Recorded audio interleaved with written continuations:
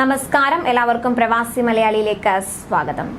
കാത്തിരിപ്പ് അവസാനിച്ചു. താമസ സ്ഥലത്ത് പ്രവാസിയുടെ കടും കൈ. സൗദിയിൽ താമസ സ്ഥലത്ത് പ്രവാസി ജീവനൊടുക്കി.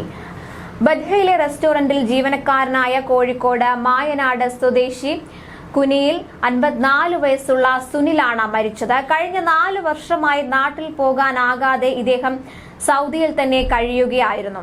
സുനിലിന്റെ മൃതദേഹം ഇപ്പോൾ നാട്ടിലെത്തിച്ചിരിക്കുകയാണ്. ബുധനാഴ്ച രാത്രി 11:55 എയർ ഇന്ത്യ എക്സ്പ്രസ് വിമാനത്തിൽ റിയാദിൽ നിന്ന് മൃതദേഹം കോഴിക്കോടേക്ക് എത്തിക്കുകയായിരുന്നു. താമസ സ്ഥലത്ത് ആത്മഹത്യ ചെയ്ത നിലയിൽ മാർച്ച് 23-നാണ് സുനിലിനെ കണ്ടെത്തിയത്. 2 വർഷമായിരുന്നു ഇദ്ദേഹത്തിന്റെ ഇഖാമ കാലാവധി കഴിഞ്ഞിട്ട്. ഫൈനൽ എക്സിറ്റിൽ നാട്ടിൽ പോകാനുള്ള കാത്തിരിപ്പിലായിരുന്നു.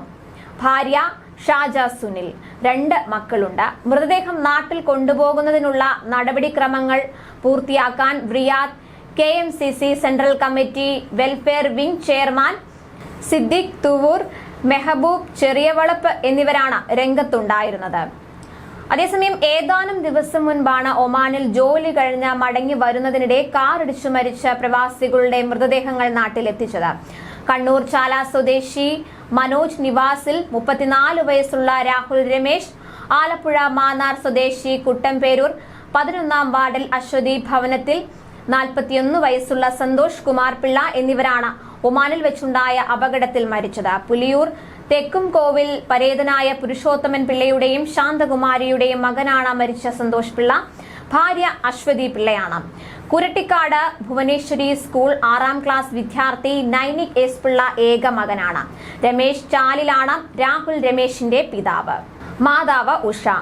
നിസ്വ ആശുപത്രി മോർച്ചറിയിൽ സൂക്ഷിച്ചിരുന്ന മൃതദേഹങ്ങൾ നടപടികൾ പൂർത്തിയാക്കി തിരുവനന്തപുരം, കണ്ണൂർ വിമാനത്താവളങ്ങൾ വഴി നാട്ടിലേക്ക് എത്തിച്ചത്.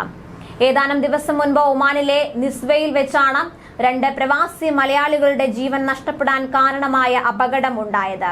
അൽവാസൻ ഇന്റഗ്രേറ്റഡ് ട്രേഡിംഗ് കമ്പനിയിൽ ജോലി ചെയ്തിരുന്ന ഇവർ ജോലി കഴിഞ്ഞ സഹപ്രവർത്തകരോടൊപ്പം ഫുട്പാത്തിലൂടെ നടന്നു നീങ്ങവേ പിന്നിൽ നിന്നും സ്പോർട്സ് കാർ ഇടിച്ചാണ് അപകടമുണ്ടായത്. കൂടുതൽ പ്രവാസി വാർത്തകൾക്കായി ഈ ചാനൽ സബ്സ്ക്രൈബ് ചെയ്യുക.